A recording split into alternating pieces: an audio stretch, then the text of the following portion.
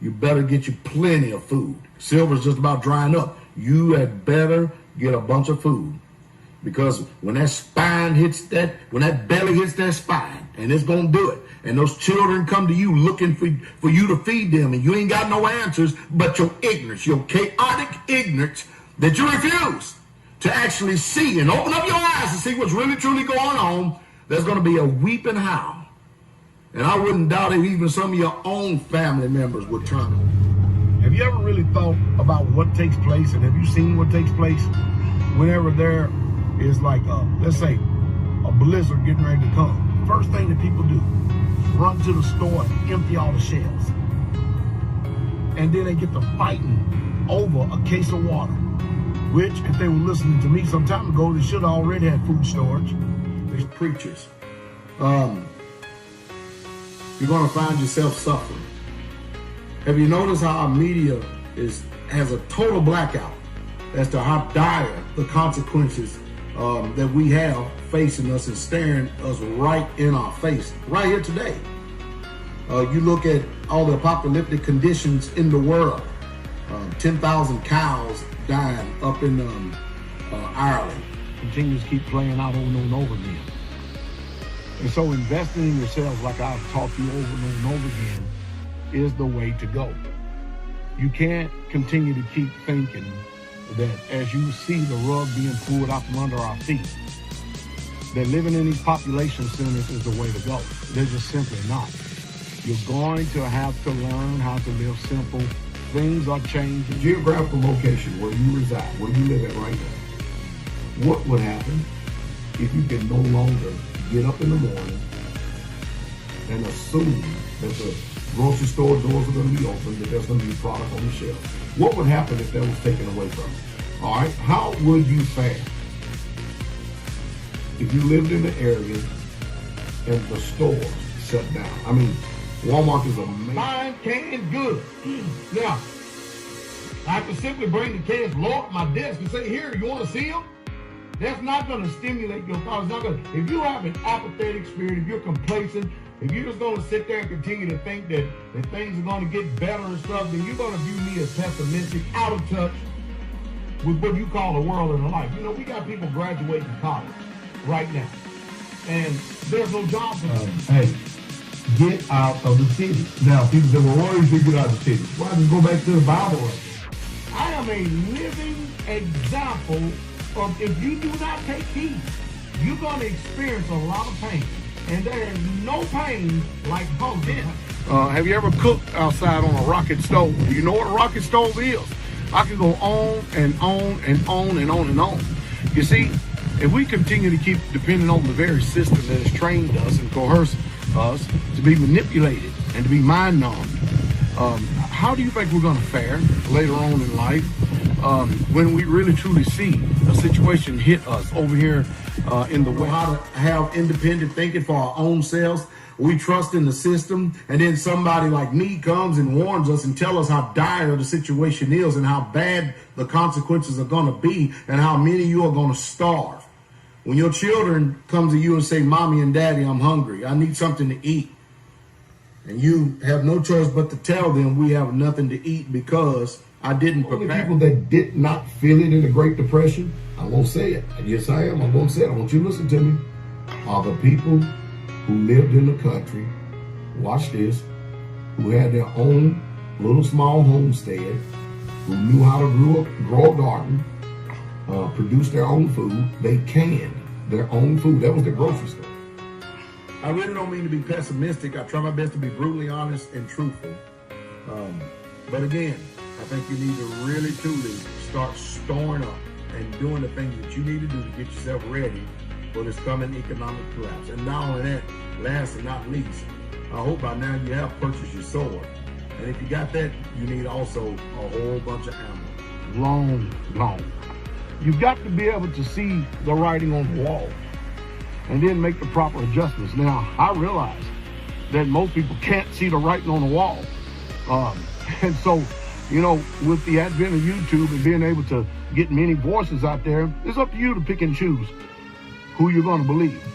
I tell you, to prepare yourself to get bullets, get guns, and anything you can because of the anarchy that's getting ready to take place here in America. The reason why that the news media, the president, and everybody else does not tell you this is because they don't want you, the peasants, the common folks, to rise up and riot right now before it collapses. I told you that. I was thinking today, if electricity go off here, we're still fine. Because we got wood stoves in almost every single home we do. Wood stoves. And we will still be able to stay warm. This cold weather is killing folks. But anyway, don't let me digress here. Let me stay the course here, okay? Nation listening to me some time ago, they should have already had food storage. They should have already had clean water stored in the home. It's not important though until catastrophe hits or chaos. You know, when you refuse to prepare, I think it's the heightened sense of selfishness because of your refusal to prepare. People are laughing, they're mocking, they're scorning, and they're jeering. Right now they are. People like us who prepare. We're called preppers, survivors, or whatever you want to call it. Call it what you may. Call it whatever you may. We're not going to be the ones hurting with those trucks. Stop running. It's setting up just like it did in World War I, just like it did in World War II, where, we're going to experience inflation. We're going to experience commodities just literally going through the roof, where people are just going to barely be getting by. I'm talking about soup lines, whether you like it or not. You really truly are going to need to learn how to hunt, to learn how to raise livestock. Because the way this economy and the way things going, I don't trust it. Besides all, December 3rd, 2019. buy a little piece of land, then while you're living okay right now, prepare your mind to learn how to downsize. Because what I see on the horizon is not looking good for us. I want to tell you what's getting ready to take place, not to scare you, but to tell you the truth. You see, the world as we know it here in the United States of America is getting ready to change. Are people like me who taught you how to prepare, who showed you how to prepare, showed you what moves to make and how to go about doing it, how to live this life, so that if the economy or the system does collapse, you'll still be able to function in it. Make sure that what you believe, that it's enough to prepare you for what's coming. Because you're going to find out. All of us are going to find out. If Pastor God was telling us the truth, or if I was lying. And now all the people who are pessimistic against us, all of a sudden, you know what they're doing now? They're looking for the people because a thought will come up in their mind. Now wait a minute. Does this man or does this woman store food and stuff? They'll be knocking it. Show you what you need to do if you're very serious about preparing yourself, what you need to do. Now, I'm going to say a lot of things that you may not agree with, but the truth is you need to check them out. Have your Bible with you. See if I'm saying the obvious or the majority. Only the few that has the ears to hear. I can care less if people don't want to hear or not. If you do hear, and you can hear, and you are preparing, then you are my something wrong with it. No. My mind is if you don't store food, you are a nutcase. If you don't prepare, you are psychotically insane. Do you have 6 months of food stored in your house just in case you can't go to the store? You don't want to go and deal with all these mobs and chaos and stuff. I'm telling you, you need at least 20 gallons of good clean water stored in your home. And it was probably a couple of months ago, I said, now you need 40. You need 40 good gallons of good clean water.